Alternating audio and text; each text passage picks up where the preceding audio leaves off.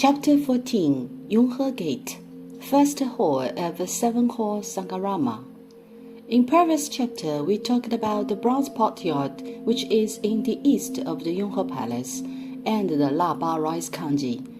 From this chapter, being back to the courtyard, please join me to enjoy the journey of the Yonghe Palace. Let's take a look at the first building of the Yonghe Palace, Yonghe Gate, number 11 on layout. The Yonghe Gate was originally the Guardian Gate in the times of the princely establishments, which consists of only 5 bays.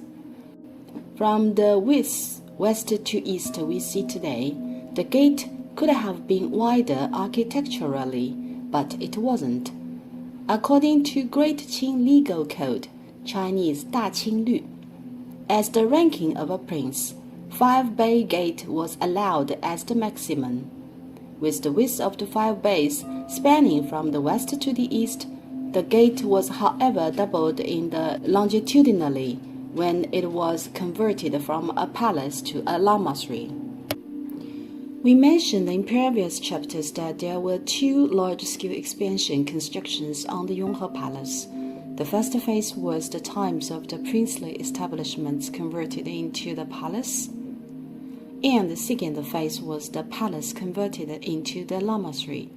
During the first phase of expansion, the Yonghe Gate was still a 5-bay hall, but it was doubled in the longitudinally during the second phase of expansion. What does it mean? The width of the 5-bay of the hall we see today remained unchanged, but doubled itself to the north, which means the size of the hall is 1 time larger than the original one.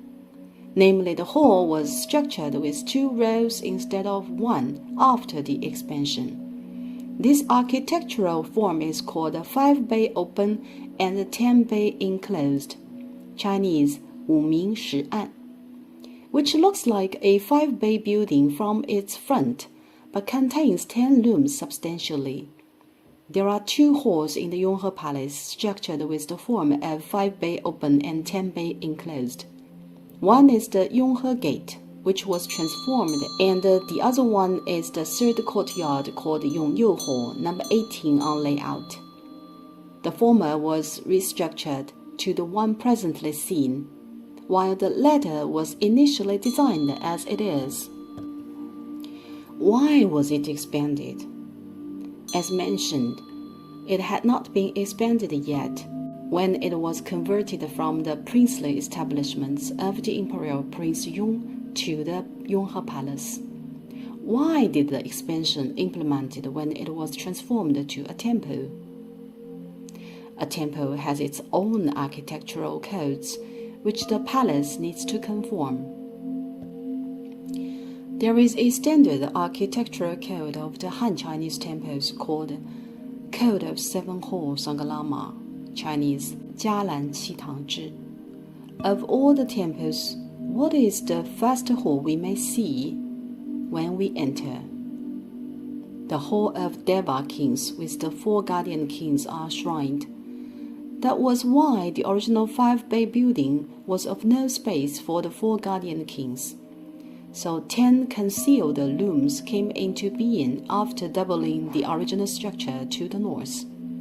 After this reconstruction, the space of the front 5 rooms of the Yonghe Gate is called the Yonghe Gate, while the space of the back 5 rooms is called the Hall of Deva Kings.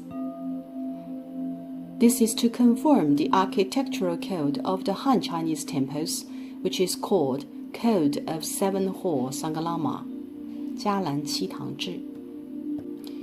Upon walking into the hall, you may see that the Hall of Deva Kings is quite similar to other Han Chinese temples. Well, as long as you have visited temples, you must have the common knowledge that Maitreya, the Buddha of the future, is enshrined at the center. The guardian kings are shrined on the 2 sides. And Skanda, Weituo, the temple guardian, was enshrined behind Maitreya.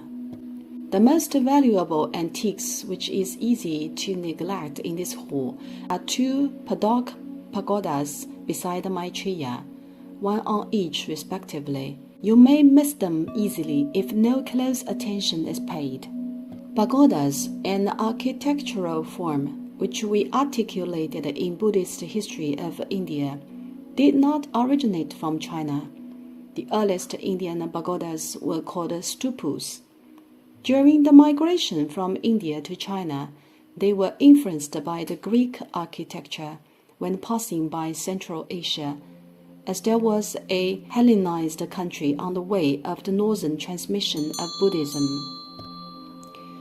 When sunyata, the nature of the void, is deconstructed in Buddhism, namely the philosophical expositions of the nature of the void, an example is often given called the yana, conveyance vehicle of Bhiksu Nagasena, and a sutra called the Bhiksu Nagasena Sutra, or Milendapaha, 那仙比丘经, is often exemplified. The kingdom in which the king had the dialogue with Nagasena was exactly the Hellenized country. Stupas, the Indian pagodas, as the Buddhist architectures, were influenced by this Hellenized country. When stupas were spread to China, they were integrated with Chinese pavilions and terraces, and then Chinese stupas were formed. It was not true that there were no traditional Chinese pagodas in China, but true for Buddhist stupas. The very Chinese stupas were named Han stupas. Shapes of Han stupas vary from quadrangular, octagonal, or circular, and stupas as a subject can be extended to a separate serious course as part of the Buddhist architecture. These are Han Chinese stupas. Dating early Yuan dynasty, 1271 to 1368 CE, Tibetan stupas were spread to Han Chinese areas. In other words, Brahmin-style architecture was spread to China. They were called inverted bow stupas, and passing by Nepal, they were introduced to Beijing by Sakya sect, namely they were spread to China. Inverted bow means an overlying bow upside down. This very bow is certainly not a Han Chinese bow, since Han Chinese bows are not of such height. The inverted bow stupas are more like an inverted bottle. Hence we also call them bottle pagodas. The architectural part in the middle is called the pagoda bottle, as it looks like a bottle. Since this Brahmin-style pagoda has been often adopted in Tibetan Buddhism, it is also called Tibetan pagoda, known commonly as Lamaistic pagoda. The most famous one, for instance, is the Beihai White Tower in Beijing. This type of pagoda did not appear until the Yuan dynasty. The pagodas flanking the Maitreya Buddha is neither a Han Chinese pagoda nor a Brahmin-style one. They belong to a very distinctive kind of indoor pagoda. The two types pagodas introduced previously are built outdoors, while the ones that positioned indoors are called pavilion-style Buddhist pagoda, Chinese 楼阁式佛塔. The pavilion-style Buddhist pagoda is for Buddha shrine, with Buddha statues inside. These two pagodas are mainly shrining the longevity Buddha. Placed alongside each side of the Maitreya Buddhas, they are also named as longevity pagodas accordingly. These two pagodas are made of padok, 3.5 meters tall, 9 stories. 9 is the top tier in feudal dynasties, with a pedestal shaped in an octagon in cross-section. These two pagodas shrine 274 statues of 10 cm high tata votive plaques altogether, most of which are longevity Buddhas and a few of which are Sita Tara, white Tara. As talked in the history of Tibetan Buddhism, Tata is a unique statue form in Tibetan Buddhism, which is called miniature statues mass-produced in clay from bronze molds initially created by Milarepa, founder of Gaji school of Tibetan Buddhism. Milarepa carried a miniature statue made with clay and his mother's blood, which was a memorial and for his worship. It had been later developed to a distinctive art form of sculpture of Tibetan Buddhism, Cha-cha. Where are Cha-cha usually placed? In Ga-wu. What is Ga-wu? It is a small Tibetan Buddhist reliquary.